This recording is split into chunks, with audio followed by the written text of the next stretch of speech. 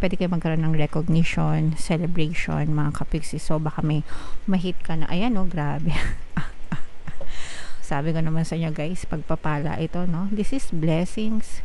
This is abundance of money, blessings combo ito, guys, no? Super combo. Super combo na blessings, pagpapala, kasaganaan sa kaperahan, kasaganaan sa kayamanan.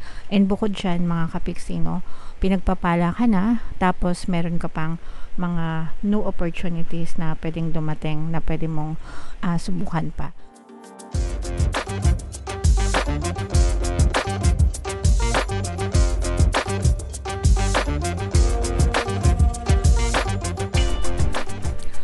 Hello guys, hello Sagittarius, welcome back to Pinoy Pixie Tarot. Ang pamagat ng episode natin for tonight is Money Money Come to Me, Money Kapalaran mga kapiksi para ngayong March para sa Sagittarius, Sun, Moon, Rising Sign, and Venus. Shuffle ko yung cards guys, hanapin ko yung energy ng money at saka yung energy ng Sagittarius.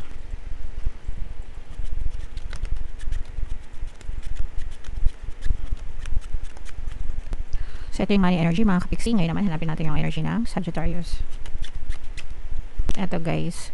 So, Sagittarius, kayo ay na-represent ng King of Wands sa ating spread. Ito yung combination ng positive and negative energy, guys. General reading lang. Pwede mag-resonate. Pwedeng hindi. Wow, grabe. Ay, sobrang ganda nito, mga kapiksi. Okay.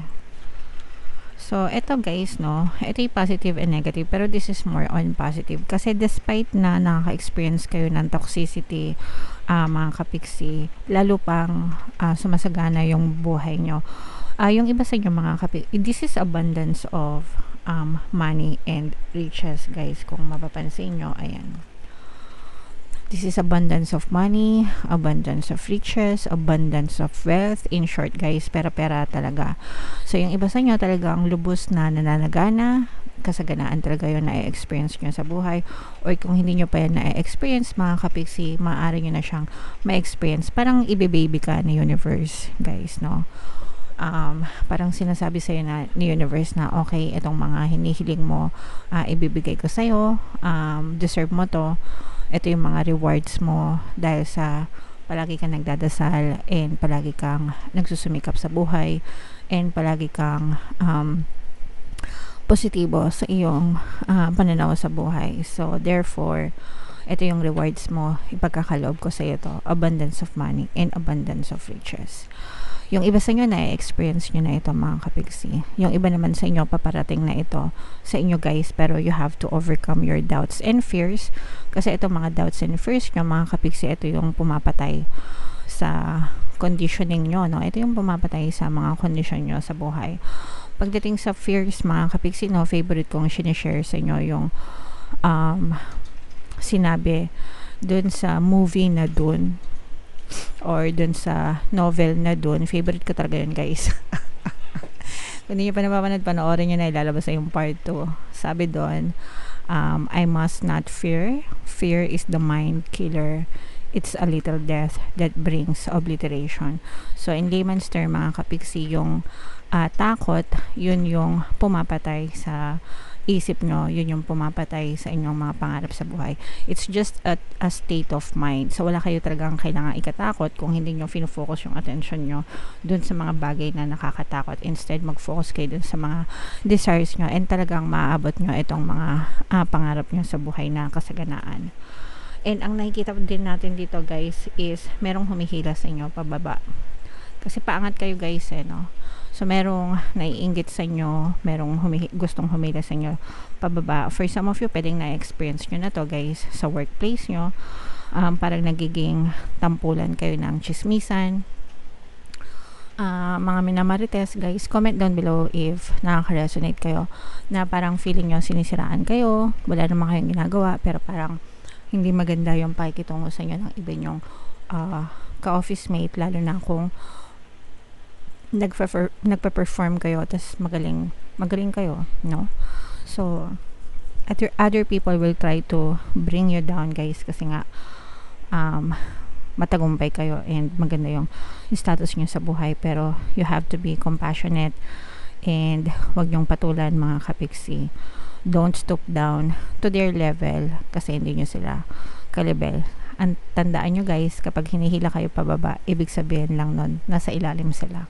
You are above them, guys, okay? So, deadma lang sa kanila and just focus on yourself, mga kapiksi. For some of you, parang meron kayong ma-achieve this month. Pwede kayo magkaroon ng recognition, celebration, mga kapiksi. So, baka may ma-hit ka na, ayan oh, grabe. Sabi ko naman sa inyo guys, pagpapala ito, no? This is blessings. This is abundance of money, blessings combo ito guys, no? Super combo. Super combo na blessings, pagpapala, kasaganaan sa kaperahan, kasaganaan sa kayamanan. And bukod dyan, mga kapiksi, no? Pinagpapala ka na, tapos meron ka pang mga new opportunities na pwedeng dumating na pwede mong subukan pa. So, ganun talaga yun guys, no?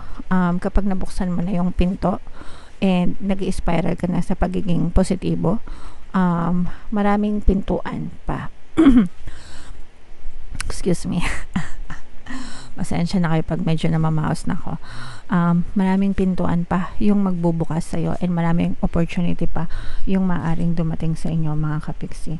So for some of you guys, maaari kayo magkaroon ng bagong opportunity sa investment ito guys or sa negosyo. This is something that you really love to do. Parang pagbubusan mo ito ng iyong emosyon, ng iyong oras, ng iyong dedikasyon guys. So syempre, pag-aralan nyo mabuti lahat ng mga bagong opportunities. Hindi naman lahat ng bago sinusunggaban, no? Kailangan pag-aralan muna bago nyo gawin, 'di ba? Huwag kayong gagawa ng something na hindi nyo naman napapanindigan kasi baka mamaya masayang lang yung oras nyo. Waste of time, waste of effort. So make sure na tapos waste of money pa sa iba, 'di ba? Kasi yung iba na i-scam ganyan. So, mag-ingat and maging responsible kayo na pag-aralan itong mga bagong opportunity na to. Pero the fact na may pumapasok pa sa inyo ng mga bagong opportunities, guys, ibig sabihin, more blessings pa and more money pa yung pwedeng pumasok sa buhay nyo. Kaya nga, sabi ko sa inyo, guys, i-mine nyo na to kasi combo ito, guys. more money, more blessings, and yung mga money affirmations, guys, no? Palagi nyo lang sabihin yan, money come to me, palagi ako may pera, palagi ako nagkakapera, and I am the king of abundance, I am the queen of abundance, mga kapiksi. Alright? Okay, so yeah, ito naman guys, yung ating money manifesting technique para sa inyo. So, shuffle natin to guys. Bunot tayo ng isa. Habang sinashuffle ko to, panoorin nyo muna itong video natin regarding sa ating paano mag-manifest ng abundance video course. Kapiksi, sawa ka na ba sa mga struggles at hirap sa buhay mo? Masipag ka ba at masikap sa buhay ngunit hindi ka pa rin umaasenso? Ilang beses ka na bang nag-attempt magnegosyo at mag-invest pero palagi ka pa rin nalulugi? Sa pagkakataon na ito ay maaaring may subconscious beliefs ka na nagiging balakid sa iyong pag-unlad at pagyaman. Introducing, paano mag-manifest ng abundance video course. Dito ay matututunan mong ma-overcome ang mga balakid mo para tuluyan ka ng umunlad, umasenso, sumagana, maging matagumpay, successful at maswerte sa iyong kabuhayan, pera, trabaho, negosyo, salapi at kaperahan ng bonggang-bongga. Dali, mag-send na ng email sa pinoypixitaro@gmail.com at simulan na ang iyong pagyaman ngayon. Alright, so sabay-sabay tayo magpayaman ngayon 2024 guys. Mag-avail na kayo ng course kasi sobrang ganda talaga niyan. And good news mga kapiksi, dahil ngayong February until February 29 guys, konting araw na lang yung natitira, magbibigay ako ng 200 pesos na discount sa lahat na mag-avail ng course guys. Kaya mag-avail na kayo guys, sobrang ganda talaga niyan mga kapiksi. And meron din tayong email coaching, manifest your desires using the law of attraction. If meron kayo mga specific na gusto nyong i-manifest guys, pwedeng love and relationship, pwedeng money or career, pwede kayo magpabook ng email coaching session with me. Mag-send lang kayo guys ng email sa pinoypixitaro@gmail.com. So, eto guys, money manifesting technique. So, we have money. Leave a bank note, either a real one or a photocopied one, in front of a mirror. So you can see its reflection. More money will begin to flow toward you as a consequence. So ito guys, no, money, 'di ba sa mga bahay natin, sa loob ng bahay natin may mga salamin tayo doon guys, no. Usually sa mga Pinoy, pag pumasok kayo sa bahay ng mga Pinoy, salamin nila sa salas, ganyan, may mga nakaipit na mga utility bills, 'di ba? Bill ni Meralco, bill ni internet, bill ni tubig, ganyan, nawasa, para hindi daw makalimutan yung due date, 'di ba? Bayaran. Pero kapag ginagawa nila yun, as a consequence, more claims on your money will come to you. Ibig sabihin, mas maraming bayarin yung pwedeng dumating sa'yo. So instead na yun ang gawin mo, magdikit ka ng pera sa salamin. Kasi yung salamin reflective siya. So pag sinabing reflective, nagre-reflect, ano ba sa Tagalog ng reflect? Yun. Dumadoble, di ba?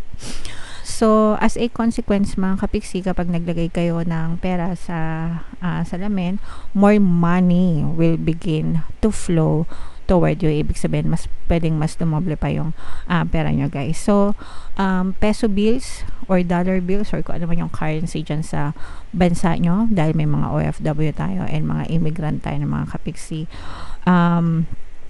kahit magkano, pwede rin play money guys, no? Play money, it doesn't matter guys. Mas maganda kung idikit nyo, lagyan nyo ng scotch tape o kaya double-sided tape, diba? Para hindi siya liparin, tapos sabihin nyo sa mga anak nyo, wag dukutin. Para hindi mawala, kasi baka mamaya lagay ng pera, nawawala yung pala dinudukot na ng anak mo. Okay, so itry nyo guys, and as a consequence, more money will begin to flow toward you. And kapag ginawa nyo yun, isipin nyo rin na dumodoble yung pera sa buhay nyo, okay? Dumodoble yung pera sa buhay ko. And yun nga yung nakita ko sa inyo guys. Sabi ko nga sa inyo, di ba? Parang feeling ko dumodoble pa yung kaperahan nyo, mga kapiksi. And ito, doble din ito, combo ng blessings, combo ng kaperahan, 'di ba? So more money pa para sa inyo, Sagittarius. Kaya i-mind nyo na yan sa comment section mga kapiksi. Alright? Okay, so yeah, comment down below, Sagittarius, if feeling nyo naka-resonate kayo sa mga messages, sa inyong mga pinapamind ko sa inyong mga kaperahan guys, i-mind nyo na deserve nyo talaga maging mayaman mga kapiksi. Ito yung ating mga pampaswerte subliminal guys, pakinggan nyo na para maging maswerte talaga kayo. And ito naman yung ating success stories ng paano mag-manifest ng abundance video course.